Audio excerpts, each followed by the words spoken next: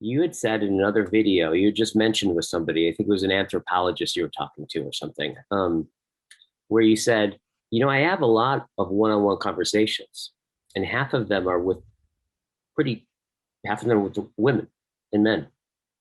And I always want to upload the conversation. It seems valuable. And you just mentioned that, I think you said all the women say no to putting it out. With one exception now, Nora Bateson has said yes, but yeah. Mm-hmm. And I should say, there's one other woman who's also said yes, but we haven't had a conversation. Okay, got you. Got you. And I don't, it's funny, I'm not endeavoring to shame or provoke anything. In fact, oh, absolutely. In fact, it's the opposite. That's the thing I got from it. I'm like, yeah. What is like, there's an intelligibility. There's something they have their eye on and are deeply related to, right? That I'm like, what is that? Right? What is that sensibility?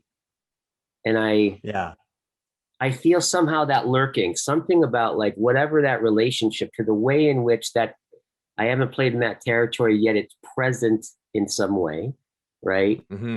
Mm-hmm. But it's silent by it's not speaking to us. We're not playing it. It's nothing we can point to yet. There's an understanding of it being there, right? It's present like this. And this choice, this interesting choice, this inclination to, no, let's not, I don't want to put it up on YouTube. Yeah. Yeah. Well, there's a bunch of really beautiful things I think that happen in that. So by the way, thank you for bringing that up. It's not been in my mind, but I think there's a lot of beautiful things to be found there. So I'll just put one out that is just fun for me. And this is one of the ways that I, how do I call it? Like create space for certain kinds of things. Mm-hmm. Remember that whole part about the universe is vast and we don't really understand what's up? Yeah. I don't know how things work with such certainty that I'm going to try to force things to be the way that I want them to be. Yeah. For example, while yes, if we choose to, we did choose to record this. Mm-hmm. And so while yes, if we choose to share it through ordinary linear audio visual means, people who choose to play and keep having their eye holes open, their ears holes open, will have some experience of this phenomenon. Right? Mm-hmm. Yes, very linear, very concrete, very engineering. I get you. It may very well be the case that if we did not record it, we did not share it, there may be other modes through which that sharing happens. Mm. I don't know. Mm-hmm. Maybe those modes are the proper modes. Mm-hmm.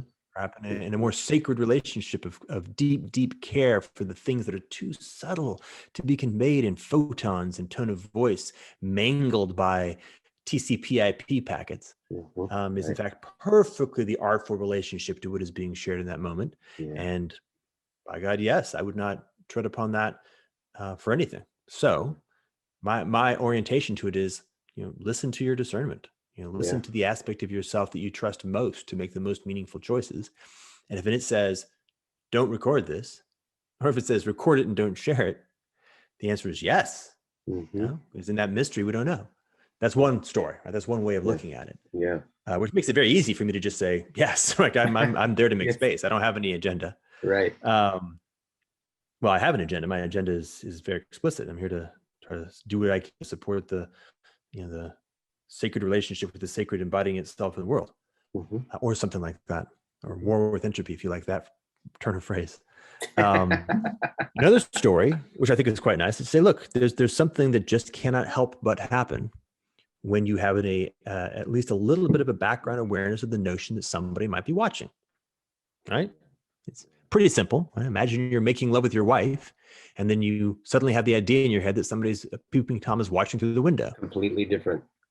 Something changes, right? It doesn't matter, right? You could be super comfortable, like I'm all good, man, but nothing, that doesn't matter. Something changes, like a little bit. And that's happening now, right? Now, I am, I guess you might call it shameless enough or surrendered enough or whatever to be willing to put myself pretty far out there in these recorded conversations. Mm-hmm. Yeah. Mm-hmm. but I'm still not the same as who I am in a private conversation, because some part of me, some part of my ego mind isn't out there trying to figure out how to manipulate and modulate and hold back, right? It's still happening.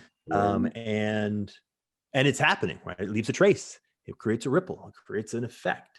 And that effect is part of what's propagated, right? So there's actually a profanity that is intrinsic in what's up. Yeah, that's that too. So in that case, I speak to these people who, by the way, not all men say yes. That's important. It's not as a male-female divide per se. To say, okay, I deeply honor your care in this question. I should also say, by the way, and I really hope this comes to pass. I don't always say yes to conversations where the ability to record it isn't going to happen, because I have very little time and very little energy. And if a question comes up, if somebody says, here's a question I'd like to ask, I'm like, well, this is a really good question, but it's kind of a question that I'm going to need to share.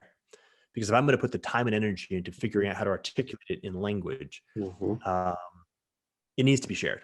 Yeah. So either we share it or you take responsibility for sharing it really well. Like that's what's going to have to happen. And on occasion, the answer is, I don't feel comfortable with that. And therefore my response is going to be, okay, well, then I'm not going to be able to attend to that now. Maybe at some point in the future, that'll be ripe and ready. Right. Or maybe I'll just express the answer in some other way and you'll get the answer you want. Right. Yeah. But I had this experience yesterday. So I'm really hopeful on this one. And I hope I'm not hexing it by saying it.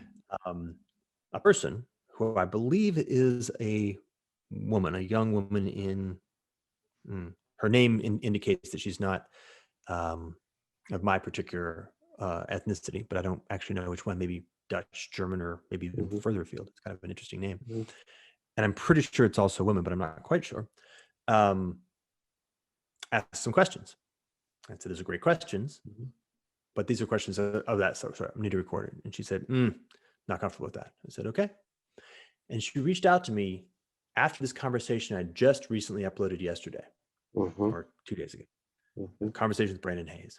It was pretty intense, a very intense conversation. And she said, I am now comfortable recording our conversation, which in context, like for me, very powerful. Like, okay, wow. And by the way, now my level of honor for what needs to be held in this space just went through the roof. Right. So I was like, well, fortunately and unfortunately, I'm deeply honored by your saying that. And I can tell that I'm not ready.